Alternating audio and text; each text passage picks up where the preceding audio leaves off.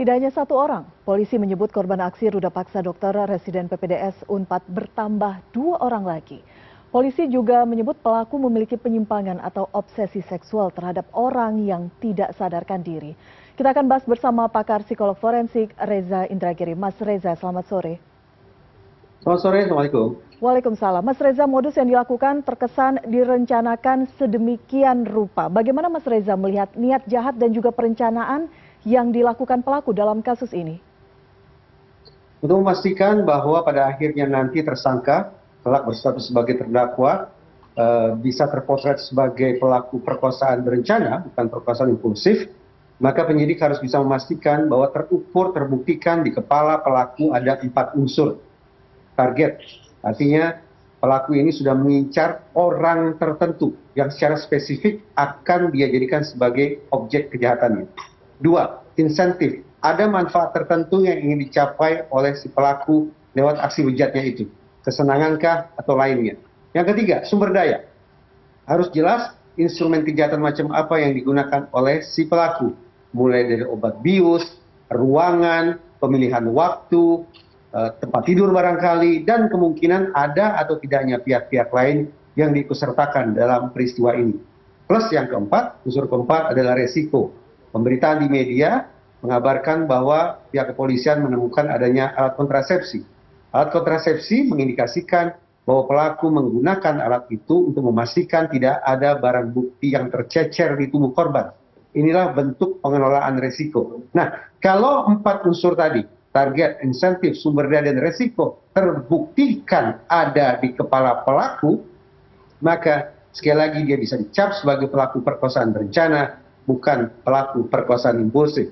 Dengan sebutan sebagai pelaku perkosaan berencana, maka pantas bagi kita berharap bahwa mekanisme pidana akan bekerja di atas filosofi retributif, yaitu menjatuhkan hukuman seberat-beratnya, sesakit-sakitnya terhadap pelaku, sekiranya dia divonis bersalah.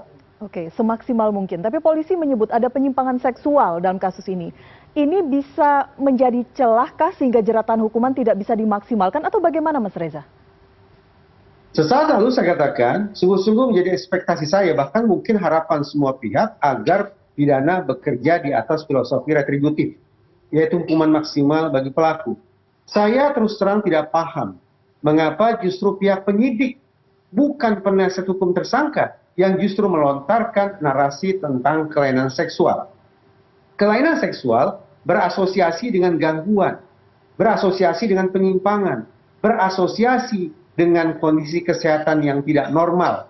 Dengan asosiasi sekian hal tersebut, maka saya khawatir bahwa proses penegakan hukum nanti sadar tidak sadar akan berbelok dari retributif ke rehabilitatif, yaitu penyembuhan atau pengobatan terhadap pelaku. Sudah, kalau kemudian proses penegakan hukumnya bergeser mindsetnya dari retributif ke rehabilitatif, maka justru patut disayangkan bahwa celah hukum bagi rehabilitatif itu justru dibuka pertama kali, sekali lagi, bukan oleh penasihat hukum tersangka, tapi justru oleh penyidik. Itulah kekhawatiran saya tentang implikasi yang akan muncul nantinya terkait dengan narasi kelainan seksual yang disampaikan oleh pihak penyidik. Oke, semoga tuntutannya tidak mengarah ke sana, karena memang sekali lagi harapannya hukumannya, tuntutannya bisa maksimal. Mas Reza, kita berbicara mengenai tanggung jawab. Hanya berada di pelaku saja atau ada kelalaian dari pihak kampus atau bahkan rumah sakit? Saya sempat berdiskusi cukup panjang dengan dokter senior, yaitu Dr. Nazar, yang sepengetahuan saya beliau pernah menjabat sebagai salah satu pengurus di Ikatan Dokter Indonesia. Dari penjelasan beliau, saya pikir kita bisa menggunakan cara pikir push factor dan pull factor. Faktor pendorong dan faktor penarik.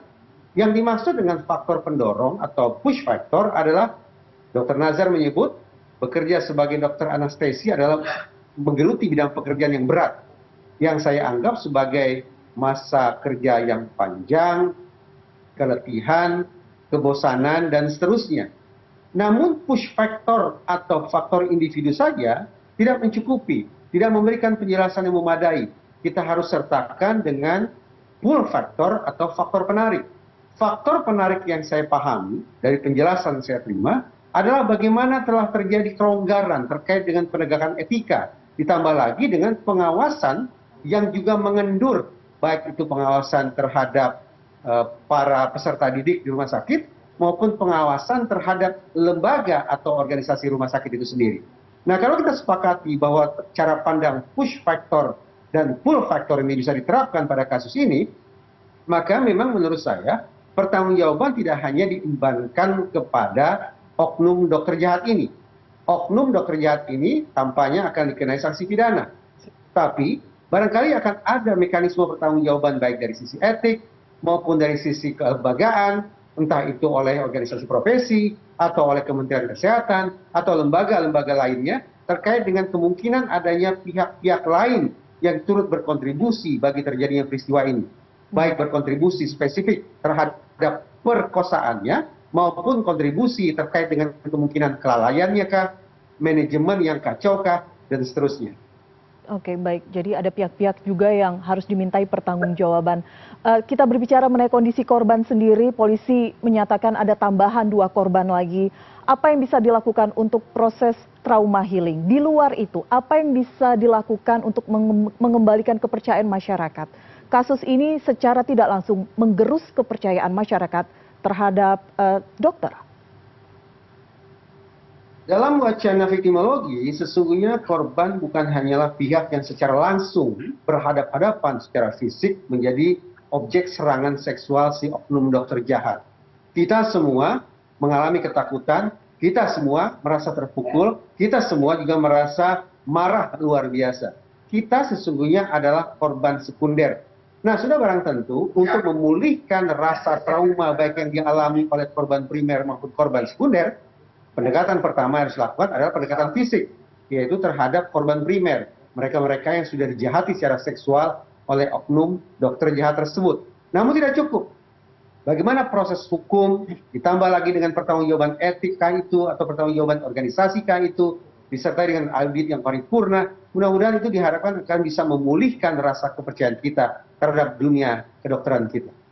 Baik, karena banyak kemudian catatan dari masyarakat pasca terungkapnya kasus ini. Mas Reza, terakhir, bagaimana dengan kemungkinan ada korban lain yang tidak berani speak up? Kita berharap tidak ada korban lainnya, tapi kemudian polisi mengatakan jika kemudian ada yang merasa menjadi korban, silahkan melapor kepada pihak polisian. Itu terbukti dari 2 korban terakhir yang akhirnya melaporkan kasus mereka ke pihak kepolisian. Saya pun berharap tidak ada korban-korban berikutnya. Tapi izinkan saya untuk was-was bahwa korban boleh jadi tidak hanya 1. Alasan pertama, saya simak pemberitaan di media menunjukkan bahwa tingkat kefasihan dokter ini ketika melancarkan aksi bejatnya itu sangat istimewa. Kefasihan itu saya pandang sebagai hasil dari proses belajar dalam pengertian berulang kali melakukan aksi kejahatan terhadap korban yang berbeda-beda. Itulah proses belajar yang menghasilkan kefasihan pada diri. Itu alasan pertama. Alasan yang kedua itu merujuk pada hasil studi. Studi menunjukkan bahwa acap kali proses hukum baru mengincar atau menyasar pelaku perkosaan ketika pelaku hampir saja memangsa korban ke-6. Dengan kata lain, proses hukum apa boleh buat memang cenderung terlambat. Kita sampai harus menunggu sampai ada 5 korban yang menjadi korban perkosaan terlebih dahulu, sampai kemudian proses hukum bekerja mencegah terjadinya ada korban ke-6, ke-7, dan seterusnya. 2 alasan ini menjadi dasar bagi saya untuk sekali lagi berharap bahwa semoga tidak ada korban-korban berikutnya. Tapi 2 alasan itu pula yang menjadi dasar bagi saya untuk was-was. Bahwa boleh jadi ada 3, ada 4, ada 5, dan semoga berhenti sampai di situ pihak-pihak yang sudah dimangsa oleh oknum dokter jahat ini. Buka hotline, berikan semangat, tidak hanya oleh otoritas kepolisian, tapi juga oleh masyarakat, bahwa inilah kesempatan bagi para korban untuk menjadi penyintas. Penyintas adalah mereka-mereka yang sudah dijahati, tetapi memilih untuk melawan terhadap pelaku predator seksual tersebut. Baik, berani speak up. Terima kasih Mas Reza Indragiri, psikolog forensik, sudah berbagi catatan kritis bersama kami. Selamat sore, salam sehat selalu.